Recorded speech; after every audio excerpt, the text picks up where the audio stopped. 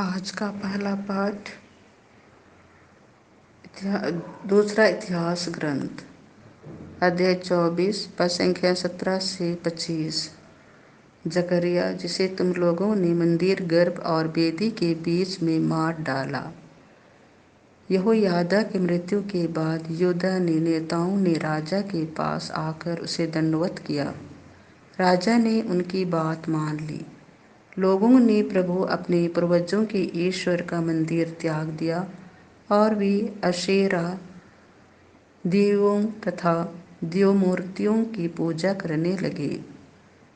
इस अपराध के कारण ईश्वर का क्रोध यहूदा तथा यरूशलेम पर भड़क उठा। उसने नबियों को भेजा जिससे वे उन्हें प्रभु के पास वापस ले आए, किंतु लोगों ने नबियों का संदेश सुनकर उस पर ध्यान नहीं दिया। ईश्वर की आत्मा ने याजक यहोयादा के पुत्र जकरिया को प्रेरित किया और उसने जनता के सामने खड़ा होकर कहा, ईश्वर यह कहता है, तुम लोग क्यों प्रभु की आज्ञाओं का उल्लंघन करते हो? इसमें तुम्हारा कल्याण नहीं है। तुम लोगों ने प्रभु को त्याग दिया, इसीलिए वह भी तुम लोगों को त्याग देगा। इसके बाद सब लोगों ने मिलकर उसका विरोध किया और राजा के आदेश से उसे प्रभु मंदिर के प्रांगण में पत्थरों से मार डाला। राजा योआस ने जकरिया के पिता यहोयादा के सब उपकारों को भुलाकर उसके पुत्र जकरिया को मरवा डाला। जकरिया ने मरते समय यह कहा, प्रभु देख रहा है और इसका बदला चुकाएगा। वर्ष के अंत में अमोरियों की सेना योआस पर आक्रमण करने निकली। उसने यहूदा और यरूशलेम में प्रवेश कर जनता के सब नेताओं का वध किया और लूट कर मारा माल दमिश्क के राजा के पास भेज दिया। आरामी सैनिकों की संख्या अधिक नहीं थी, फिर भी प्रभु ने एक बहुत बड़ी सेना को उनके हवाले कर दिया, क्योंकि उन्होंने अपने पूर्वजों के प्रभु ईश्वर को त्याग दिया था। योआस को भी उचित दंड भोगना पड़ा।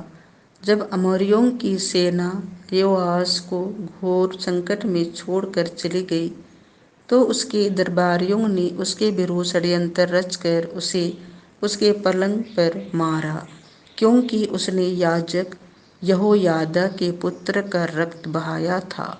वह मर गया और दाऊद नगर में दफनाया गया, किंतु वह राजाओं के मकबरे में नहीं रखा गया। यह प्रभु की वाणी है।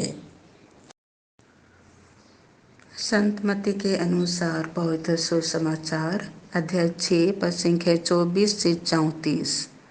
कल की चिंता मत करो। यीशु ने अपने शिष्यों से यह कहा, कोई भी दो स्वामियों की सेवा नहीं कर सकता। वह या तो एक से बैर और दूसरे से प्रेम रखेगा, या एक का आदर और दूसरे का तिरस्कार करेगा।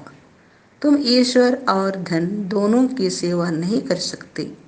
मैं तुम लोगों से कहता हूँ, चिंता मत करो, न अपने जीवन निर्वाह की कि हम क्या खाएं, और न अपने शरीर की कि हम क्या पहने।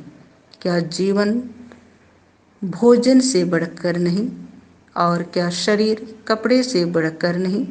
आकाश के पक्षियों को देखो, वे ना तो बोते हैं, ना लूनते हैं और न बखारों में जमा करते हैं, फिर भी तुम्हारा स्वर्गीय पिता उन्हें खिलाता है। क्या तुम उनसे बढ़कर नहीं हो? चिंता करने से तुम में से कौन अपनी आयु घड़ी भर भी बढ़ा सकता है? और कपड़ों की चिंता क्यों करते हो? खेत के फूलों को देखो, वे कैसे बढ़ते हैं।